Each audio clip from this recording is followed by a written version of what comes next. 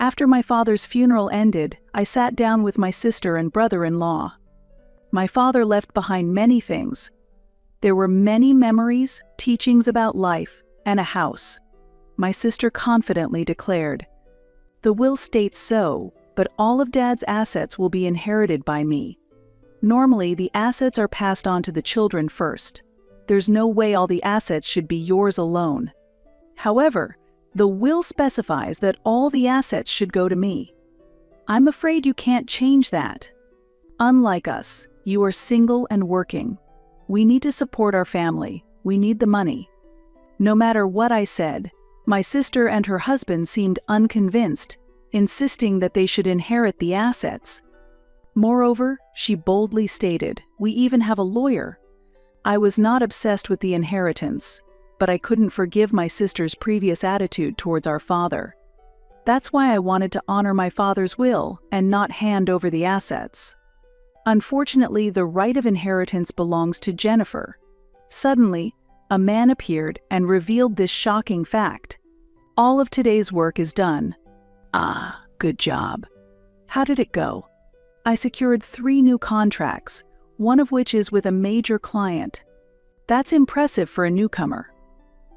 "It's past the end of the day, so you can go home now." "Are you not going home yet, manager?" "I'll leave once I finish this. Feel free to go ahead." "Understood. I'll take my leave then." With the manager's permission, I left the company first. The streets at dusk were bustling with people hurrying home, filled with energy. My name is Jennifer White. I work in sales at a food manufacturing company located in New York. Being a newcomer, every day is a continuous learning experience, and work is incredibly busy. I usually have to work overtime, but today, luckily, I was able to leave early. As I headed towards the station, I remembered that I needed to do some shopping at the supermarket. Recalling my home's refrigerator, I remembered it was almost empty. I commute by train from my office to my home, which is quite a distance, but I've completely gotten used to the commute. I buy groceries at a supermarket on the way, and accomplish today's goal. Especially since fish was cheap today, I've decided on grilled fish for dinner.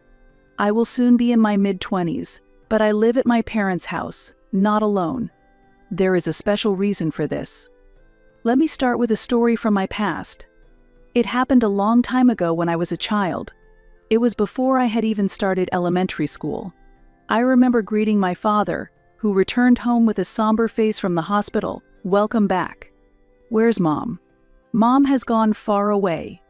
"When will she be able to come back?" "She's in a far place, isn't she?" "She can't come back soon.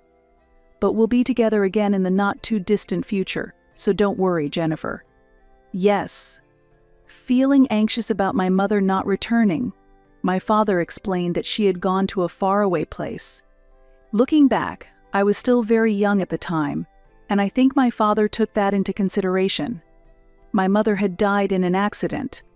It was probably something that I, still very young, could not yet understand. From now on, I'll take over the household chores. The laundry, cleaning, and cooking, too. Then, I'll help out with something, too. That would be appreciated. Thank you, Jennifer. After that, my father took on all the household chores. Taking on all the tasks my mother used to do must have been a great struggle for my father.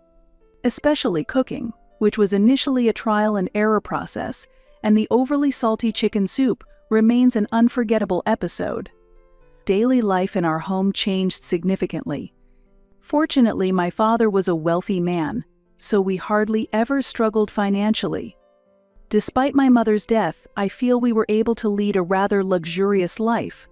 I was able to attend school properly, and we had sufficient clothing and household items. However, there was just one problem. "Jennifer, where is Sydney?" My sister went out. "Out again? Did you ask when she'll be back?" I did ask, but she didn't answer. Ugh, I'm at my wit's end with her. Anyway, Jennifer, does fried rice sound okay for dinner tonight? Yes, I love it. The fried rice you make is delicious. Ha ha ha, No matter how much you praise it, the taste of the fried rice remains the same. The expression on my father's face as he looked at the empty chairs was tinged with loneliness. I have an older sister named Sydney. However, she was known as the troublemaker in our family. Especially during her high school years, she often went out late at night and was taken to the police several times. "Good evening. I'm sorry, but your daughter was wandering around late at night again. I tried speaking to her, but she didn't seem willing to return, so I brought her home this time." "Sydney, were you out late again? What's the problem?" "I was just hanging out with friends. Why make such a fuss?" "What do you mean, make a fuss?" "You're causing trouble for the police too. I'm really sorry for always causing you trouble." "It's okay, but it's dangerous for a high school student to be out alone at night. Please be careful in the future, and I'll make sure to pass that along." "Yes, I'm really sorry. Sydney, you should apologize." Tick. Sydney. She always did what she wanted, often hanging around with friends late at night and getting picked up by the police. Her indifference to household chores was apparent, and her interest in the home seemed non-existent as she immersed herself in socializing. Even when I was helping around the house, she was busy exchanging messages with friends or applying makeup before going out. I once spoke to her directly about this family distance. "Sydney, why don't you care a bit more about the house?" What?" "You have something to say to me. Since Mom passed away, Dad has been struggling on his own, and all you do is cause trouble. You never help around the house, you just go out and fool around. That's my business. You just live a boring and dull life." Sigh. "You're always dad like a child?" With that, she said, "I'm going out," grabbed her bag, and left the house immediately. This situation has been ongoing. No matter what I say, she doesn't listen, and it's the same when Dad tries to intervene. It's unclear whether she hates the house or us. The truth isn't clear. That's how little we spoke to each other. My sister, who was always out, rarely spent time at home, but there was a time when she was even more absent. One evening, unusually, she came out of her room and said nonchalantly to us, "I'm planning to get married." "Wait, you're getting married?" I'm surprised by the sudden announcement of marriage. There was no prior discussion. I didn't talk about it beforehand, but I've already decided on a new place and I'm ready to move out. So goodbye. Wait a minute. Sydney. She had already packed her bags and soon walked towards the front door. Seconds later, the sound of the door opening and the lock closing followed. Not only was I shaken by this sudden announcement of marriage, but so was my father. "Dad, you didn't know about the marriage either." "No, I didn't know at all. I didn't expect her to leave so suddenly. But if she's getting married, that means she has someone suitable, and maybe that's a good thing." Yes.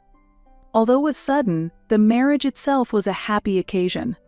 My sister was already a college student and at the age to leave home. I tried to comfort my father with these thoughts. After a while, my father somehow came to terms with it, murmuring, "Well, it's her decision," as he began to reach for his dinner. The dinner table was sadly left with meals for no one. About a month after my sister left home to get married, we suddenly received a message, "Next time I'll come to greet you with my husband." The chance to see the face of the husband I had never met before had come. I was very curious about what kind of person she had married. Looking forward to my sister's return, I held a slight hope but was anxious as well. When the day arrived, the man who appeared was long-haired, with piercings and dressed sloppily. His appearance was not suitable for someone coming to greet his spouse's family, and I couldn't hide my surprise. "Hello, I'm Kelvin Wood. So you are Sydney's husband. Welcome." "Yes." "Sydney, you should offer some hospitality." No way." "Jennifer, make some coffee." "Me." "Oh, you must be Jennifer, the sister. You seem serious." "Ah, yes. But first, could you please make some coffee?" I didn't know what to make of this man. It was clear from our first meeting what his personality was like. He was self-centered and had a dismissive attitude towards others. While I was puzzled, my sister urged me on with a hurry up. I thought she should do it herself, but complaining seemed like it would only complicate matters. Reluctantly, I made the coffee and served it to them. Despite being guests, their attitude was not commendable. "What do you do for work?" "Oh, I work at a casino." "A casino, huh? I wonder if you can make a decent living with that." "What, do you look down on regular people because you think you're rich?" "No, that's not what I meant. We live just fine. You don't need to worry about our earnings or job." Well, Kelvin is working hard, and Dad's comment was a bit inappropriate. "Sorry, my bad." It's natural for a parent to have financial concerns about who their daughter marries. Despite this, their lackadaisical attitude was frustrating to witness. Initially, I was anxious about my sister marrying such a person, but now that feeling has started to fade. Perhaps like attracts like. It was a year after my sister's wedding that my father began to change. "Oh, not again. What's wrong?" "Lately, I've been having frequent dizzy spells. Maybe you should take a break." "Yeah, I will. Sorry for the interruption with the housework." "It's fine. I'll take care of the remaining laundry." At first, it was just dizzy spells and headaches, but the days without energy increased. It seemed that a little rest would help him recover, and he would act as usual afterward, but the concerning symptoms continued. Additionally, his appetite had decreased compared to before. "Father, are you really okay?" "Yes." "Don't push yourself. You should really go to the hospital. It's not a big problem." "You worry too much, Father." Despite my concerns, he showed a smile, but his cheeks were sunken compared to before, and his complexion was clearly worse. He began to forget things more often and would frequently sit quietly in a chair. Then, the inevitable moment arrived. Father, have you woken up?" "Where am I?" "You're in the hospital. You collapsed." "I collapsed." "I see. It seems that stress and overwork are to blame. You'll stay in the hospital for a few days, and if your condition stabilizes, you can be discharged." It was clear that Father had been overexerting himself. He had taken on raising the two of us and all the household chores by himself. Not just that. There was also the issue with my sister. He must have been carrying a significant amount of stress internally. "Sorry, Jennifer. I've caused such a hassle." "Don't worry, Dad. You've always done so much for us. But you'll soon graduate from university and start working. And here I am, collapsing at such a time. Then take it easy, get better soon. That will balance things out." "All right, thank you." 1 week later. Although Father was discharged from the hospital, he was visibly more worn out and less energetic than before. He was allowed to leave the hospital, but his body had not fully recovered, and it seemed that he needed care. Therefore, I decided to give up moving out and dedicate myself to caring for my father. "No, you don't have to do that. We can hire a caregiver, so don't worry. Please let me do this much. It's a way of saying thank you for everything up till now. Jennifer, you've always taken care of me. Even though I've caused financial and other troubles, I don't want to feel like I can't give something back. My father always did his utmost to raise me. I remember when I was in high school, I said to him, 'Hey Dad, there's a university I want to go to.' 'A university, huh?' 'Yeah. But it costs a lot to go to university, so I was thinking of starting a part-time job to save up for my education.' 'Oh? Which university are you considering?' 'This one. The economics department is highly regarded, and the employment rate is very good. I think it's great because it'll help me to understand the world better.' 'I see. Then, I'll figure out the finances.' No, I was planning to work part-time because it's expensive. When you've decided on your future and chosen your path, as a parent, it's only natural to support that dream. Dad, don't worry about the money. We have enough funds at home to support your future." Thank you. Just make sure to study hard. Don't worry, I will. The cost of going to a university was considerable. Furthermore, since my sister was also attending university, the financial burden was double, which was a significant strain. That's why I had planned to start a part-time job, but Father accepted my proposal and agreed to cover all the university expenses. While attending university, I also worked part-time, trying to repay him in some way. However, Father never accepted any money from me. That money you earned should be used for yourself. But let me at least contribute a little to the university expenses. Don't worry about it. Use that money for job hunting expenses instead, like buying nice clothes, which can be quite expensive. All right. Thank you. No matter what, Father refused to take the money. Amidst all this, I focused on my studies and eventually secured a job in sales at a food manufacturer in New York. I am where I am today because of my father. That's why I see the care I provide now as a natural way to repay him. Caring for him is harder than raising children. Father, dinner's ready. Would you like to eat? Yes, I'll eat. Be careful, it's hot. Just eat as much as you can handle. Thank you. While I dedicated myself to caregiving at home, my sister had not shown her face at home since our father fell ill. I contacted her immediately when Father collapsed, but her response was dispassionately cold. Oh, really? Father has collapsed. Don't you worry. He got what he deserved.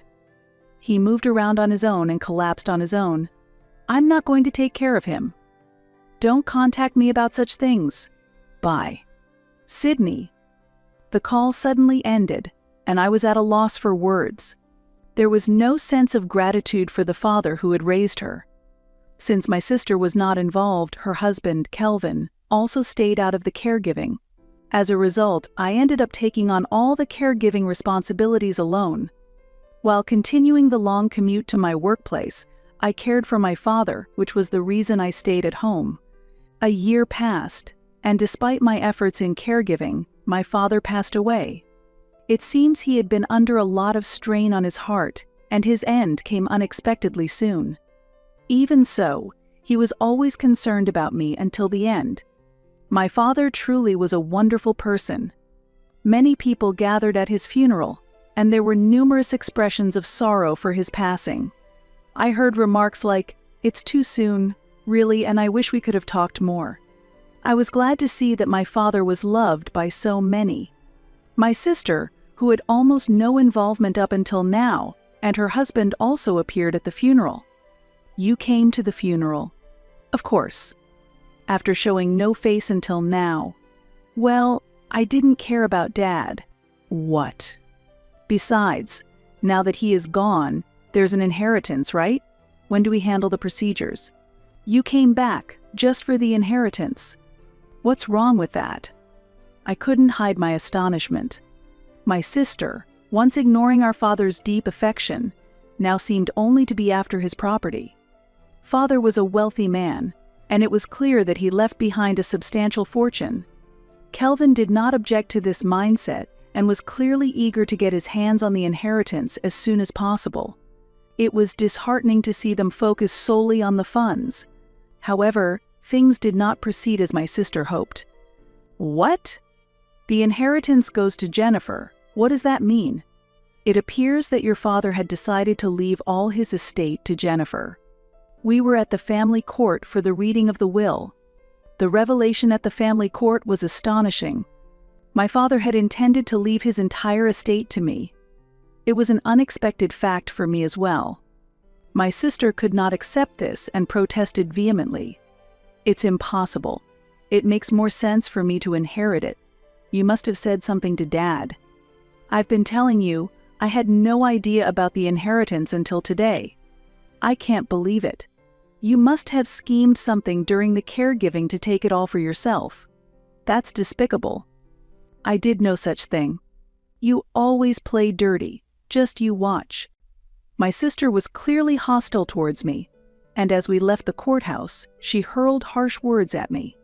I was puzzled by Father's true intentions, but perhaps he saw through my sister's real motives. Maybe he didn't want to leave his estate to someone who seemed to care only about the property, without any consideration for others. What do you mean by just you watch? A few days later, my sister and her husband summoned me to the family court again, but they waited outside the building, not inside. They brought a stranger with them. Sydney, who is this person? This is the lawyer I hired. A lawyer? For what? Why do you think? To ensure I inherit all the estate. Really? I hired a skilled lawyer for this. It was expensive, but it's a small price to pay if I can secure the inheritance. The lawyer my sister brought along approached me with a smirk, glancing at some documents as he spoke. In this case, both Sydney and you, Jennifer, are direct descendants. Normally, the spouse has priority in inheritance, but after that, direct descendants like children and grandchildren are the next in line. Therefore, not only you, but I should also have a priority claim on the inheritance. My sister declared this with full confidence. The will states so, but all of Dad's assets will be inherited by me. Normally, the assets are passed on to the children first. There's no way all the assets should be yours alone. However, the will specifies that all the assets should go to me. I'm afraid you can't change that. Unlike us, you are single and working. We need to support our family. We need the money. Into our conversation, the lawyer Sydney had hired interjected. So Jennifer, you intend not to give Sydney a single dollar of the inheritance. Even though she is family, you absolutely do not want to pass anything to her. That's not my intention. Generally, it would be normal for Sydney to inherit the assets. Sydney is a housewife with almost no income. What do you mean that you do not want to pass on the inheritance to her? That is. The lawyer's argument sounded right, but was not logical. According to the will, I should rightfully inherit the estate. However, the lawyer was steering the conversation with phrases like, "For Sydney's sake, doesn't it weigh on your conscience, and think about the future?" This was problematic. It seems like I might not be able to fulfill my father's last wishes. Even if you try appealing to her conscience, that logic doesn't work. Unfortunately, the right of inheritance belongs to Jennifer. The voice was unfamiliar. I turned around, and there stood an unknown man. Who are you? My apologies for the late introduction. My name is Baker. I am the family attorney for your father, Edward. Family attorney. I hadn't known there was a family attorney. Indeed, it must have been a consideration typical of my wealthy father. The man in the suit smiled at me gently. I have already heard everything from Edward. It has been decided that you, Jennifer, will inherit the estate. Why would that be? Normally, as his real daughter, shouldn't I be the one to inherit it? Real daughter? I am also father's daughter. Ah, you might not know this, but you were adopted. That's why I'm saying that his real daughter should inherit the estate. Adopted. Yes, in fact, Jennifer, your real parents were Edward's brother and his wife, who died in a car accident. Afterwards, Edward took you in as a young child. Is that true? I've never heard this before. He probably didn't want to hurt you. I calmly accepted this fact. Somehow it seemed like a distant story. Father raised me with unconditional love, even though I was an adopted child. It's unthinkable to let an adopted child get the inheritance. I should be the one to inherit the estate. Sydney, you thought you could just play around expecting to get your hands on the inheritance, but if the inheritance all goes to you, it ruins my plans. Hey Sydney, what are we going to do? Don't worry about what that lawyer said. We have our own lawyer. After saying this, my sister looked towards the lawyer she had hired. However, the confident smile from before had disappeared. Her lawyer was clearly shaken, sweating profusely. I didn't expect they would have a lawyer too. Defend our rights properly. I'm sorry, but our position is disadvantageous. I can't be involved any further. Wait a minute. The lawyer quickly left the scene, and Baker appeared somewhat exasperated. I don't know where you hired that lawyer from, but he doesn't seem trustworthy. He probably thought he could deceive ordinary people, so that's why he stopped talking after Baker joined. Yes, lawyers don't easily agree among themselves, after all. And I paid a high price to hire him. What now?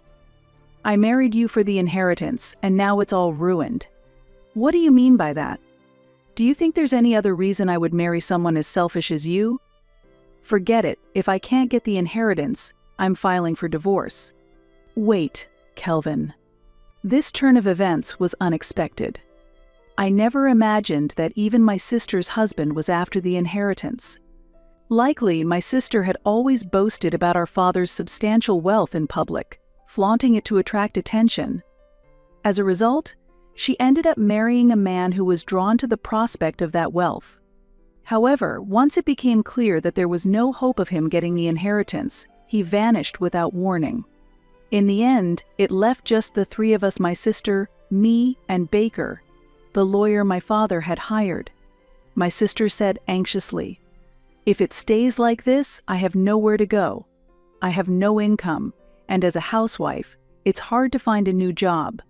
I simply replied, "Yes," she continued. "So, could you perhaps show some mercy and share some of the inheritance with me? I'm not asking for all of it. Half or maybe a third would be enough." I found it hard to genuinely sympathize with her and said, "I'm sorry, but I honestly never considered you as my beloved sister. You have always been a burden to Father and the people around us, and I have no memories of you trying to help our family." She retorted sadly, "That's not true." I went on, "You never took care of Dad, and you didn't even come to the hospital when he passed away. You only showed up at the funeral. You never performed a single act of filial piety. That's probably why Father also questioned leaving you any inheritance." Angry, she shot back, "What about you, Jennifer? Won't you help a sister in need?" I responded calmly, "I'm also just a person, and frankly I was fed up with having a sister like you. I will inherit the assets according to Father's will. What matters is not the connection by blood, but the connection by heart." Finally, I said quietly, "I'm sorry, but I want to sever our ties. I no longer want to have any further contact with you."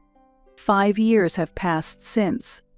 Having failed to secure the inheritance and her marriage having ended, my sister is likely leading a quiet life back at our family home. Since I moved out many years ago, I have no detailed knowledge of her current life. "Mom." "Read this," my son said, bringing over a picture book. "Ah, this one has a monster in it." "You really like monsters, don't you?" I responded. "Yeah, I love it when Mom pretends to be a monster." My son was excited. "Oh, really?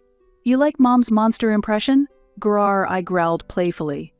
"It's fun to read books, but it's almost time for dinner. Let's tidy up the toys." "Already? Can I clean up everything in time?" my son wondered, looking a bit worried. "Yes, you can do it," I encouraged. Now married and a mother, my life is filled with the joys of having a family. I have one son, and together we have built a happy home. However, parenting is more complex than I anticipated. While I want my son to grow freely, ensuring that this freedom doesn't go too far is a delicate balance. I want to instill proper greetings, compassion, and basic manners and etiquette in my son, helping him grow into a respectable adult. Above all, the most important thing is to interact with love. I believe that affection is the most crucial element in parenting. I have little memory of my biological parents, but I am beyond grateful that they brought me into this world. I also appreciate the parents that raised me, because thanks to them, I grew up safely without suffering any major injuries and accidents. I have not only the parents who raised me, but also the parents who gave birth to me. Being able to feel this happiness is undoubtedly due to the love and care I received as I grew up. With this deep sense of gratitude in my heart, I intend to continue pouring the same love into my own family.